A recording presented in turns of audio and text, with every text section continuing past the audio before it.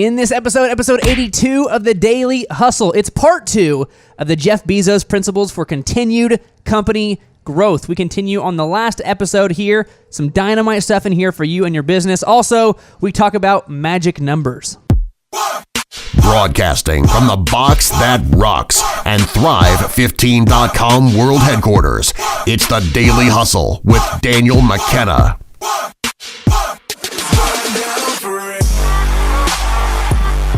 What's going on, ladies and gentlemen? This is episode 82 of the Daily Hustle Show. Over to my left, he was just making like locomotion motions just a second ago. It looked like a locomotion. Now he's ready to salute. That's Marshall Morris over there. Marshall on the left. I'm over here, Daniel McKenna. We are talking about the Jeff Bezos principles for continued company growth. This is part 2, episode 82, part 2. Part 1 was on episode 81, so if you did not see that one, make sure you go back and check that out. We talked about the first principle from Jeff Bezos of what he called the starter pack of essentials to ward off day one death. We're going to continue down that train here in part 2. Marshall, how you doing, man? I'm doing spectacularly, just like last episode, but I'm going to take it up a notch and say sensationally. Was that, did I call that right? Was that a locomotion type of motion you were doing? What was that? I don't think it was a locomotion. I think it was more of like punching. Oh, it was punching. Yeah, rock'em sock'em. Oh, rock'em sock'em. Okay, I like that. Rock'em sock'em. Marshall's episode 82. So we want to give people the most important information about the number 82 they've ever heard. Yeah, they tune in for that. This is why they tune in, so we're going to give it to them. Did you know? In physics, 82 is the 6th magic number. No, I actually didn't know that. Surprising. I kind of figured you would have known that. I don't know what a magic number is or what the other 5 are. But this one's important. Did you know? 82 is the model number of the Mark 82 bomb, a non-guided general-purpose bomb. And just in case you're wondering, a general-purpose bomb is an air-dropped bomb intended as a compromise between blast damage, penetration, and fragmentation in explosive effect. With a nominal weight of 500 pounds, it is one of the smallest in current service and one of the most common air-dropped weapons in the world. The Mark 82. That's the big sizzle. Did you know? 82 was the jersey number of Hall of Fame wide receiver Raymond Berry, 8-time Pro Bowler, first-time All-Pro before retiring in 1967. His 13-season career was underscored by one of the greatest individual performances ever in an NFL title game when he caught 12 passes for 178 yards and a touchdown in 1958. Bang! This was back before they threw the ball a lot, so, Calvin Johnson put up these numbers like every other week. But at the time, that was like a really big deal. Very big. The fact that he could catch the ball 12 times, big deal. Sam, I feel like Marshall's making fun of Raymond Berry here. No, Raymond Berry. Yeah, I don't know. It seems like he's kind of making fun of Raymond Berry. I think I have his You have no idea what team he played for. Collector's You have no card. idea what team he played for. I think I have it, though. Okay, let's get into this here. In the previous episode, we talked about the first of the starter pack of essentials to ward off day one death, and that was customer obsession. We're going to dive into the second one now, and that is resisting proxies. We'll continue on down this path here. This is the letter he wrote to his shareholders in April of 2017. We'll continue going here. He says, as companies get larger and more complex, there's a tendency to manage to proxies. This comes in many shapes and sizes, and it's dangerous, subtle, and very day two. A common example is process as proxy. Good process serves you so you can serve your customers. But if you're not watchful, the process can become the thing. This can happen very easily in large organizations. The process becomes the proxy for the result you want. You stop looking at outcomes and just make sure you're doing the process right. It's not, and then he says gulp. He wrote out the word gulp. Gulp. I don't know if I can, I can't really make that noise very well. Gulp. It's not that rare to hear a junior leader defend a bad outcome with something like, well, we followed the process. A more experienced leader will use it as an opportunity to investigate and improve the process. The process is not the thing. It's always worth asking, do we own the process or does the process own us?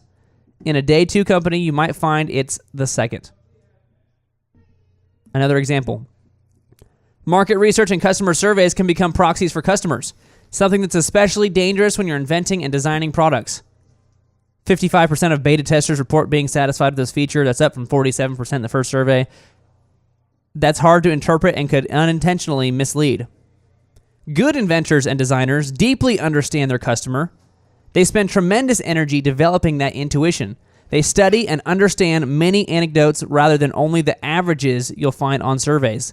They live with the design. I'm not against beta testing or surveys, but you, the product or service owner, must understand the customer, have a vision, and love the offering. Then beta testing and research can help you find your blind spots. A remarkable customer service experience starts with heart, intuition, curiosity, play, guts, and taste. You won't find any of that on a survey. Marshall, do you see any of this, what he's talking about, where business owners don't truly understand what their customers are looking for? They get more caught up in the process of how they're going to deliver what they think customers are actually looking for, and therefore they end up being mediocre businesses because they're not sticking out at all, because they're just offering... They're another plumbing guy that offers the plumbing services and from a plumbing van in the same way that 12 other plumbers in their city offer those plumbing services, and they get caught up in the, well, this is what plumbers do, as opposed to really diving in on what their customers want. Do you see this?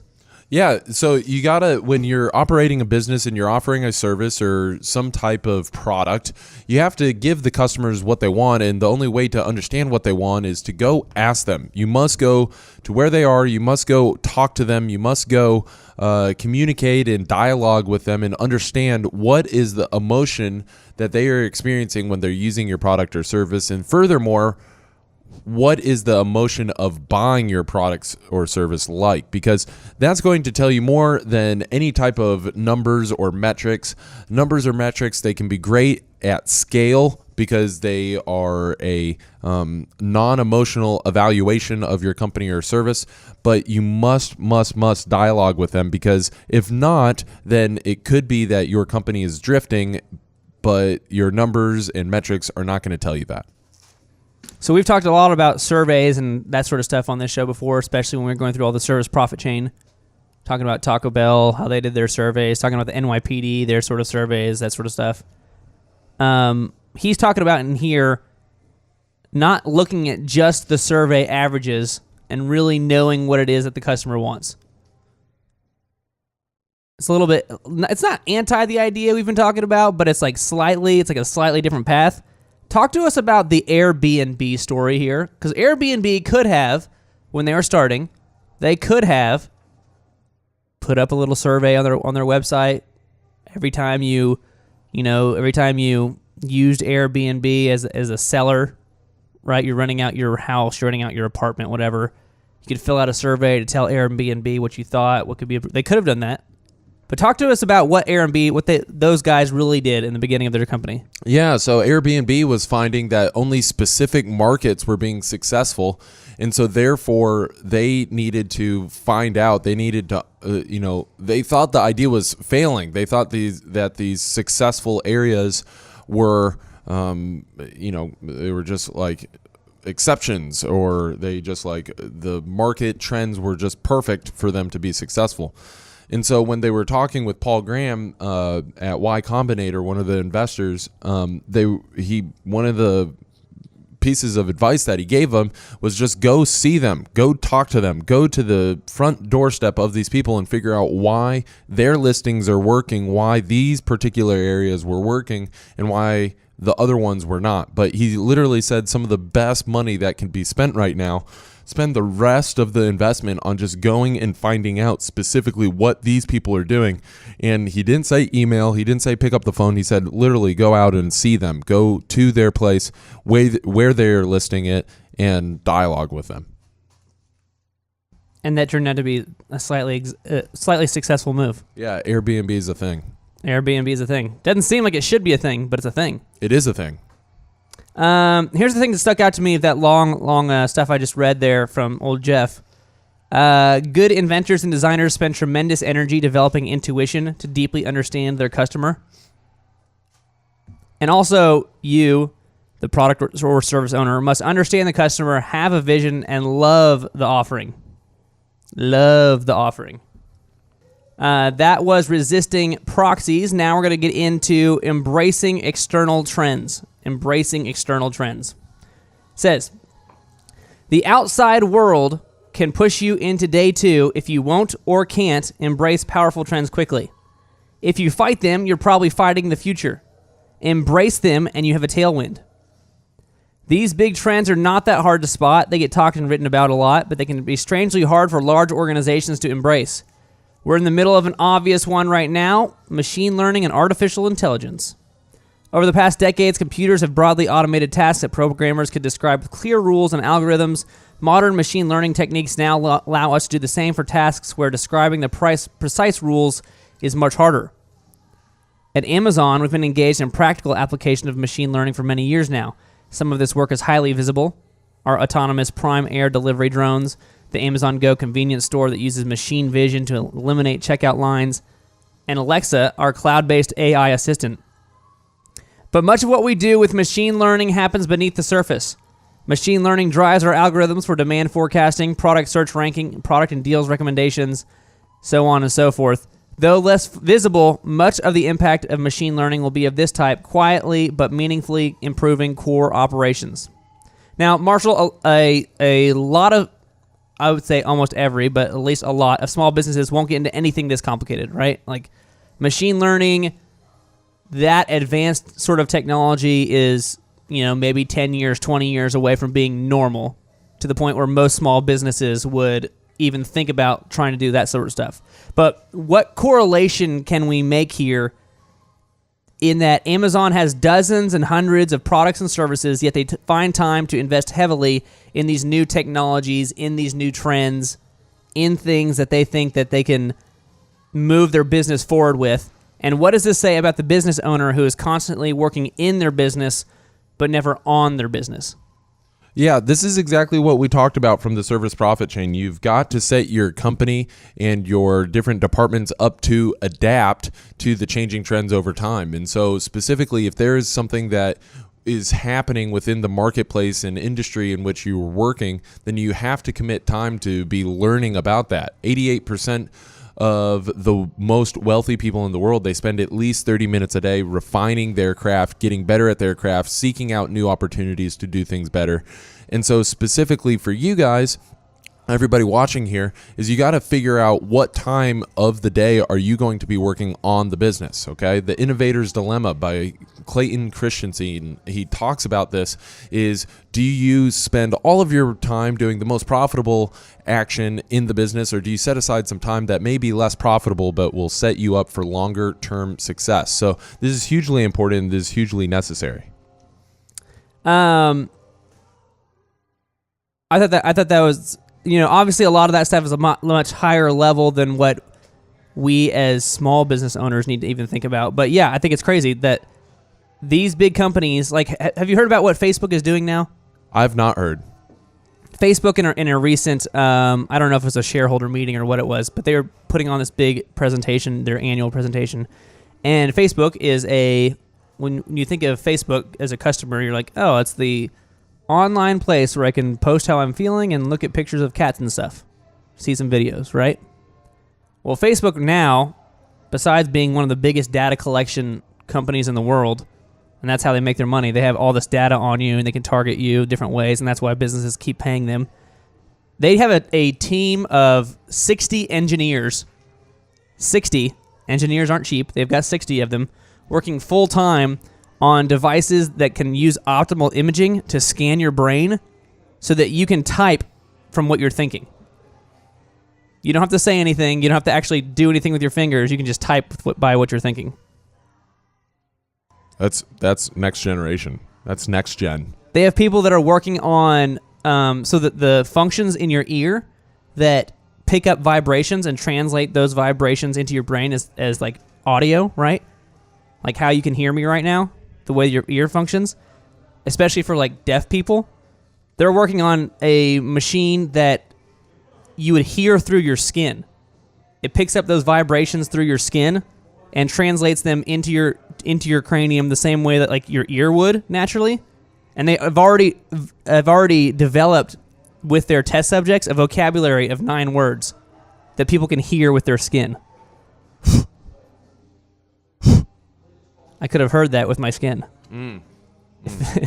10 years from now, maybe I could have heard that with my skin. But the point is that obviously these are giant companies, so you say, oh, well, they're giant companies. Of course they don't have to work in their business. But that's not how they were to begin with. They found a lot of time either by just working more or by time blocking in certain ways. They found a lot of time to focus on working on the business, on the execution of the idea, on the actual strategy, as well as the time to actually execute that strategy. And they did it in a way that scales, which I think is the biggest takeaway here for a lot of business owners. If you're working 60 hours a week in your business, if you're working 60 hours a week baking cakes, but you have no time to work on your business, to work on your marketing, to work on your training, to work on the checklists and manuals you need to build so that somebody else can be the ones that are making those cakes, you can never scale and you can never get to like bigger ideas. You can never get to like, maybe someday I want to open up another shop, or maybe someday I don't want to work 60 hours a week. You can never get there if you're not working on the business as well. Do you see that sometimes from business owners where they get caught up just working in what's going on in their business?